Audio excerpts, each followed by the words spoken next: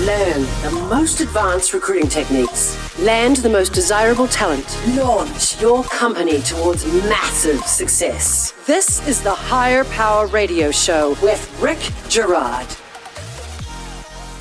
The remote interview is still a huge challenge for a lot of companies, especially those of you who are lacking a formalized process. Simply evaluating skills and heavily relying on a vibe to influence decisions is producing even worse results in this work from home environment. Too much is able to remain hidden because the video is limiting on nonverbal cues that happen throughout the interaction. Assumptions, bias, and misinformation have become the new plague in today's video interview. Today is about nailing your video interviews in a remote environment and how to ensure the strongest hire. I'm Rick Girard. Welcome to the Higher Power Radio Show. Our mission is to help entrepreneurs and business leaders win the right hire. We share insights from top-performing rebel entrepreneurs, disruptors, and industry leaders like our guest today, Miss Brenna Loury. She is the head of marketing for Doist. Brenna knows that the road to success isn't a path you find, it's a trail you blaze. Fueled by her unorthodox marketing efforts, Brenna left her PR firm and joined Doist full-time in 2014. She handles everything from overall marketing strategy to HR duties to writing website copy. She's helped expand Doist's remote first team from 5 to 92 employees in over 35 countries. And her grassroots marketing strategies have helped bring the company to over 25 million users globally. Here's the kicker, guys. Everybody in her company is remote. This is what makes Brenna the perfect expert for today's topic. Brenna, welcome to the Higher Power Radio Show today. Thank you, Rick. I'm excited to be here. Yeah, I'm excited to have you. So today we're going to discuss the video interview, especially in this challenging environment. We're going to talk about why it's so challenging today and then how to master the video interview. Sound like a plan? Sounds good to me. Let's talk a little bit about the challenge today. A lot of companies that I talk to, a lot of CEOs are still having this challenge with this video interview and not really able to gauge information. The biggest thing is not able to read those nonverbal cues, not being able to see if somebody's nervous, what they're doing. It's just plagued with assumptions and unconscious bias that's probably creeping in more now in video interviews. What do you see as some of the challenges that have come into play? I mean, you guys aren't really dealing with this at the same level because you've been 100% remote, but think back to when you were starting out. What were some of the issues you guys had? Like you mentioned, we've been a fully remote company for about a decade now. I've actually never met any of the people who I have interviewed or hired in person. All of the interviews I have ever done at Doist have been digital. So we've always had to figure out some unique ways to jump over these hurdles of not relying on nonverbal cues, really structuring the interview in a way that lets you learn a lot about somebody without being there right next to them. Let's talk about this not meeting people in person. This is a normal thing for you, but it's very, very foreign for a lot of companies right now. Yeah. How is it that you're able to gauge whether or not somebody's going to be valuable to the organization? We have spent the last decade trying to perfect this mathematical equation of who fits best at Doist, and also not closing the door to people who we think aren't necessarily a perfect fit, but who have the potential to be a perfect fit in the future. So that goes from everything to the way that we structure interviews. We have a specific hiring committee, and we ask all of the questions to our applicants based on our core values, which are really important for us. And we try and embed those in everything that we do, including the software that we develop. So that has been a great way for us to approach hiring in a way that prioritizes cultural fit instead of hiring necessarily the most 100% perfect skilled person. The person has to be a great cultural fit first. Please say that again, because that's really important. And I don't think enough people get that. Yeah, I mean, it's huge, especially as a remote company. You're not sitting next to your coworkers. You don't have weekly meetings. We don't have these daily stand-ups or whatever. We really have to be able to trust our team members and employees. We have to be able to make sure we can communicate properly with them. So cultural fit is by far the biggest priority for us, and should be for other remote teams or people operating in this remote environment, because you don't really have that much additional foundation to go want. It's really changed the environment for people who need a lot of hand-holding because you just don't have the ability to do it. Totally. You have to recognize, hey, look, we're not in an environment anymore where we can do that. And that's one thing that we have to hire for. One of our core values is independence. So we do add a lot of questions into our interview process, trying to suss out if these people are going to be a good fit in terms of working autonomously and not needing to be micromanaged or handheld at all. Because one, ain't nobody got time for that. And two, you can't do your job well and also micromanage people. Why is it important to our listeners for them to get good at this, to understand that the video interview, if you do it right, will add value to their ROI? I'm not sure how else you would do it these days, but in my experience, a video interview is just as valid as an in-person interview, even though you're not there to pick up on the nonverbal cues. So I think you just have to do it in a way that you're asking really smart questions and you're going through like a pretty methodical process in order to find the right candidate. This has been important to your company because you guys have been able to have a really, really high retention rate through this. What's your retention rate? I think it's between 95 and 98% of people have stayed with the company voluntarily for the last 10 years. So it's pretty high. I think people are happy.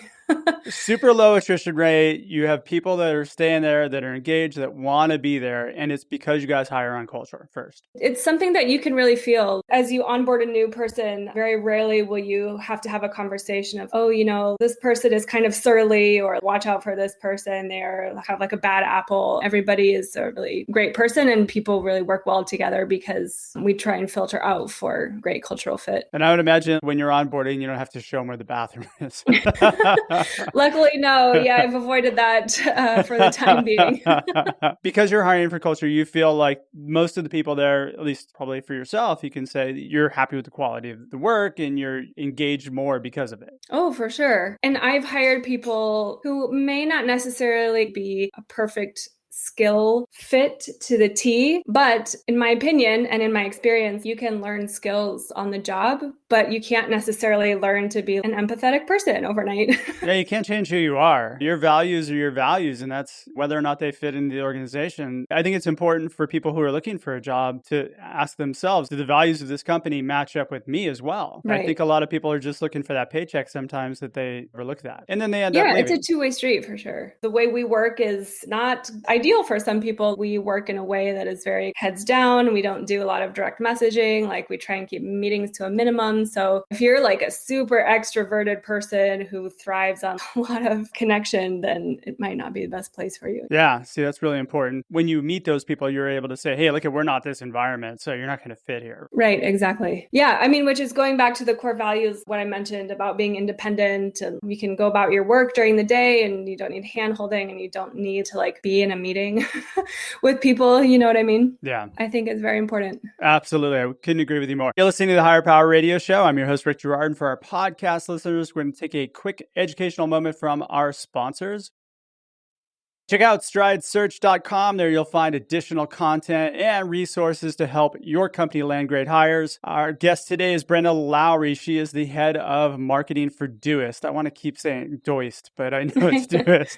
And we're discussing the video interview and the challenges of a remote work from home environment. We just talked a little bit about what you guys do. And thank you, by the way, for confirming or really what you guys are doing. And the proof of the 98% or 95% retention rate is huge. A lot of companies need to pay attention to that. How do we build a process into a company? Like, what do you guys do that has been successful? So walk me through your interview process. Sure. Yeah. So we have been fine-tuning this process for about a decade or so. So I'm hoping that it's useful for people who are just finding themselves maybe for the first time in a remote environment. But we start out, we put together a hiring committee based on the job that is available. Usually it's 3 people. So that would be the hiring manager. It would be a colleague from this person's future team, and then it would be somebody from our CXO team, usually, or another department head. You've got a committee and they're interviewing everybody. No. So I'll walk you through that. Once we've put together the hiring committee, the job is posted, we start receiving applications. And part of this application process is people send their resume. They can send a cover letter as well. But one of the most important aspects of our application process is a set of application questions that we ask. So I think think I mentioned to you, Rick, for me, I go in and look at the answers to these questions first, and then I look at the resume because then I can see immediately, did this person do even like the most minimal amount of homework, and then go from there. Those are call to action questions to give you insight into who the person is. Yeah, so it'll be anything like, why are you interested in working at Doist? And then there are usually a few job-related questions. If I'm hiring somebody for the marketing team, I'll throw in a question like, what is a brand that you feel passionate about and why? And just make sure that these people can put together some coherent thoughts, because another one of our core values is communication. Working at Doist, we do almost everything asynchronously and text-based. Everything is written, so people have to know how to write really well. So that's another sort of filter for us there. I use these questions to go through and filter out some of the best candidates. And then the first interview is usually with the hiring manager. And that first interview is always more or less based around cultural fit. With that, because this is really good, how much value do you put on the resume versus the answers to the questions? I don't know if I'm going to get in trouble for saying this. I won't get you in trouble, I promise. Yes, sorry, HR department. But I hands down filter out candidates based on the answers to their questions first. And if I see somebody with solid answers, then I'll go in and see their resume and see if their skill set matches up with what we're looking for the position. I think that what people write in those questions, they may be so simple, but it's really telling. And it's really important for us, especially in the marketing team. We need people who are really excellent writers, and at Doist in general, because everything we do mostly is written. So it's very useful. I couldn't agree with you more. We do these things called call to actions where it's 3 questions. And I think that's far more valuable than a resume. And when people don't answer them, or they just put 3 lines, I like your company because I need a job or something like that, no-brainer answers, those don't really, you're not trying. Oh yeah, it's immediate rejection. Like, you have to put some thought into it. We did a calculation, and our acceptance rate of our jobs to applications is on par with Harvard or something like that. We get an insane amount of applications for each job. And so it's a really easy way for us to weed out people who don't put in any effort at all. Yeah, we've actually put those in a job posting at the end where we say, look, if you don't answer these questions to the best of your ability, don't expect us to move forward with you. If you're applying anywhere and you see those questions, put some thought into it. Totally. It makes a big difference. You're going to be evaluated based on that. Yeah. Let's go to the interview. So yeah, if you pass all of these initial first steps, your resume looks good, your answers to the questions are solid, then we'll invite you for a first interview, which tends to be with the hiring manager of the position. And I think I mentioned before, we tend to curate these questions based on our core values with a few industry specific questions interspersed in there as well. So if I'm hiring somebody for the marketing team, some of the questions that I might ask, what are the challenges that our products are trying to solve that most excite you? Super easy question to see if this person has done their homework and knows about our brand and our products. Another question that I like to ask is to ask a candidate to provide constructive feedback on some aspect of our marketing. So I'll usually say, what do you think about our landing pages for our app Todoist? What would you change? And if the person is like, oh, they look great, awesome job, that is not good for me, because I want to know that this person can be radically candid, because that's a value that's really important for us. Now, do you guys have a library of questions that are built? Yes. But I've also been doing this for a long time, so I have my top favorite questions that I ask. I feel like I'm leading the witness, and if we were in court, I'd get in trouble. Yep. Depending on how the person performs in this interview, we will invite them to have another interview with a colleague from their team, which is a more technical interview based on the skills that the person is going to need for the role. Okay, so you're also setting up your interview in checkpoints. So you actually get past you first, then you go to the next thing. Now that next person is going to be a highly technical interview to see, it's going to be skills-based primarily. Yeah, definitely. So the questions are going to be mainly technical, though I don't think we ever eschew the part of the cultural fit. So maybe 8 of 10 questions or something are going to be technical, and then there'll be a few in there that are also to judge for a cultural fit. But I was looking around at some of my colleagues' question banks, and one of those is, what advantages or disadvantages of using CSS pre-processors? The stuff is quite technical for that interview. So I would fail that right now. I don't know. Yeah. It's pretty technical. And from there, this is definitely a stop and go process, because after that, then the person, if they pass that interview, then they'll be invited to do a test project, which we pay people for. So let's talk about the test project, because this would be basically your technical assessment. Yep. To be able to get a view of their quality of their work that they do? Definitely. Okay. In the past, some of those have been create a week-long social media plan for our brands, or recently we hired a new product marketer, and that test project was write a blog post about XYZ product update that didn't happen.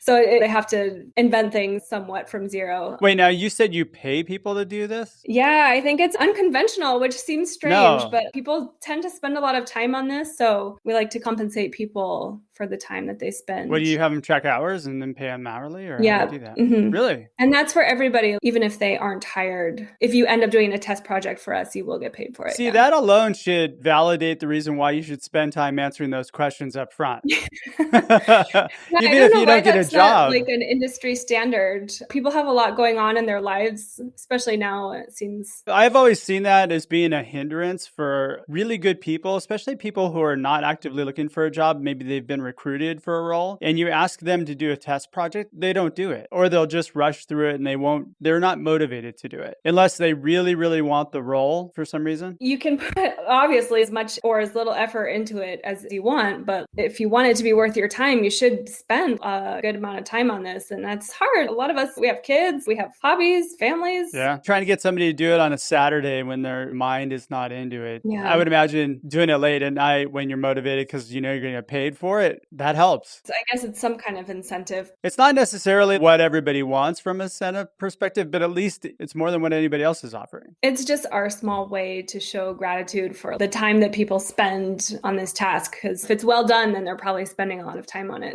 Yeah, that's very cool. Let's talk about the final interview would be with the leader executive. What does that entail? Yeah, so that's another cultural fit interview. Again, we lay out all of our questions beforehand in a master Google Doc. So we don't overlap in any of the questions, which I think is helpful. So yeah, the last interview, if you hit like all of these milestones, then you'll do an interview with our CXO team or another department head at Doist. More than anything, another cultural fit interview. Now, I'm assuming you guys all documented in that Google sheet for every interview on the questions, document all the answers. Yep. We list out all of the questions that we have and all the pertinent information, like what the test task is, like the link to the test task spec. Everything is in one place and easy to find. And it makes it easy to gather feedback if everybody's documenting it. Right.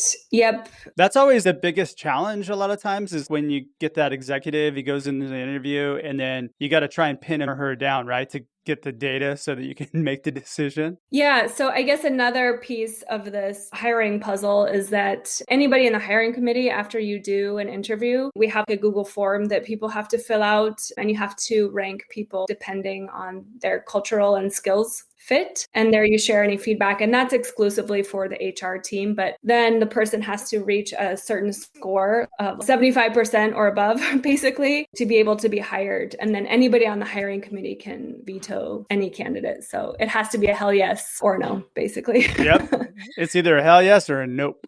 Yeah, exactly. That's the way it should always be. Awesome. Thanks so much, Brenna, for sharing this with us. What would be 2 or 3 key takeaways you can give the audience so they can plug into their business today? I feel like I've sounded somewhat like a broken record during this. Not at all. Not at all. Like, people need to hear this. It's really important. Yeah, that's how important it is for us and how instrumental it has been for us having this really high employee retention rate is prioritizing all of your hiring for cultural fit. You can always teach somebody some skills that they may lack in a certain area. You can teach them that on the job, but you can't teach a person a very important human skill. Like, are you a nice person? Yeah. And then I guess we didn't touch on this too much, but it's something that's very important for us is to do everything that you can in your power as a company to really cultivate a culture of trust over tracking. Solving the equation for trust solves a litany of other issues that a lot of companies deal with, especially in a remote environment. So anything that you can do to create an environment that's based on trust is going to do you well. That's fantastic. All right. Well, shoot, we're just about out of time for today's show. Brenna, thanks so much for your time investment today. And I want to welcome you to the Higher Power Radio community. Now, what would be the best way in which members of our audience could find Doist, find yourself? Here's some plug time for you if you want to throw something out there. Sure. Yeah. And actually, all of our hiring steps are on our corporate website, which is doist.com, DOIST.com. So you can read about all of that there. And we have a bunch of blog posts about remote hiring, remote onboarding. So hopefully that's useful to people. And you can find me on Twitter. I'm at Brenna KL. Thank you again for having me, Rick. It went by really fast. I feel like we could keep talking for another 27 minutes. I know we probably could. I know in our phone call prior, we were rapping for a while. Well, I want to thank this week's audience for tuning in to this episode of Higher Power. Quick thanks to our team, Brian Colburn, Andrea Ballin, and Ayla Gerard. If you're listening to the podcast, please subscribe, review, and share. After all, this show is for you, Mr. and Mrs. Entrepreneur. We welcome your feedback. You can join the Higher Power Radio community at Hire, H-I-R-E, Power, P-O-W-E-R, Radio, R-A-D-I-O.com, or you can drop me an email at rick@stridesearch.com. Tune in next Tuesday. Our guests are going to be Michael Surreal. He's the founder and CEO of EF Overwatch, and George Randall, the head of global talent acquisition for ForcePoint. I'm your host, Rick Gerard, and you have been listening to the Higher Power Radio Show. Aloha. Thank you for listening to Higher Power Radio. Catch our LinkedIn Live show every Tuesday at noon or download the podcast on iHeartRadio, iTunes, YouTube, or your favorite podcast platform. We appreciate you joining us on Higher Power Radio with your guide to recruitment success, Rick Gerard.